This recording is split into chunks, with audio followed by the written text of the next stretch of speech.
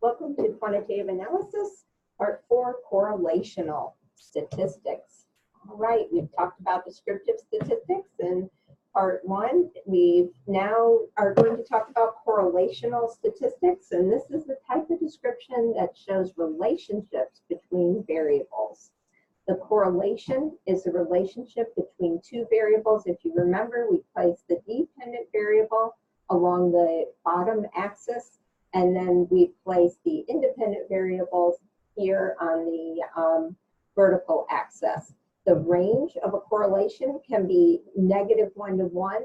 The fit here is what we want. In this case, we have a positive relationship. So this would be all looking at 1.0 and its variation around this 1.0 range. The Pearson's R is the most widely used correlation coefficient, and then we report a correlation in a correlation matrix, which I'll show at the end of this presentation. The correlation matrix here is where we take each of the many variables that could be impacting patient outcomes.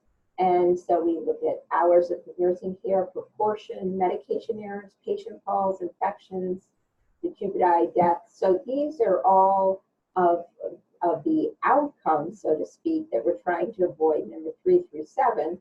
And number 1 and 2 are potential causes or influencers on those outcomes. And when it's reported in a matrix, all 7 of these are also run along the top here. That's why you see the 1.0, because there's a perfect correlation between hours of nursing care and hours of nursing care. You see how that's a 1. So what we do when we go inside the matrix is we're looking for the numbers that are highest or most closely to a 1. So in this case, when I view this kind of matrix, the number that stands out to me is right here, 0.82. So this means that death is highly associated with decubiti. Okay, those are both outcomes. So we're recognizing, okay, that's concerning, that there's a positive association between having a decubitus and death. The second highest number that I see is the 67. And this also, infections are associated with death. And then hours of nursing care are as a third highest associated with death.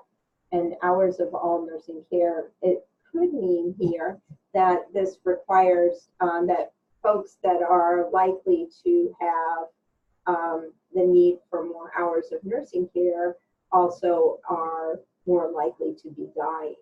So here's the way the hours are associated.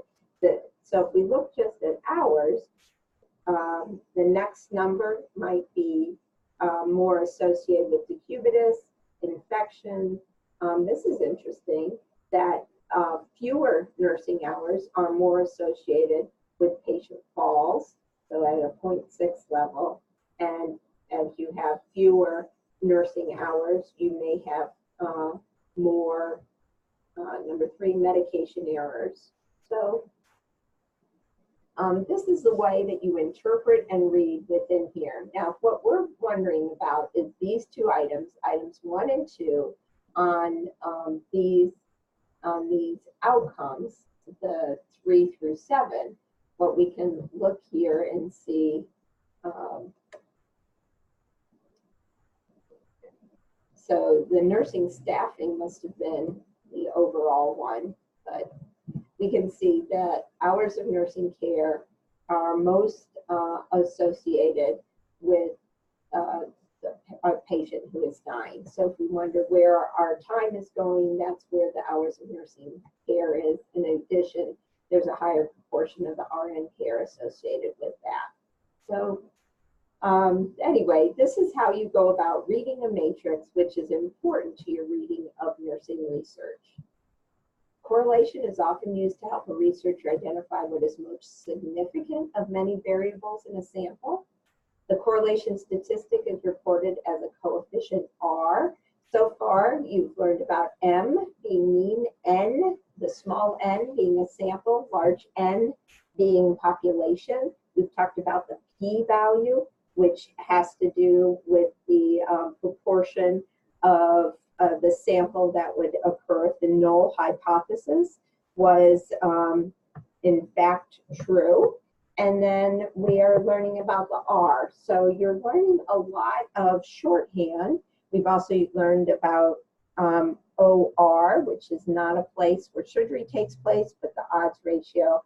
And then the importance of looking at this R statistic is looking at the 1. So if it's a negative 0.86, that's as significant of a finding as a positive 0.86.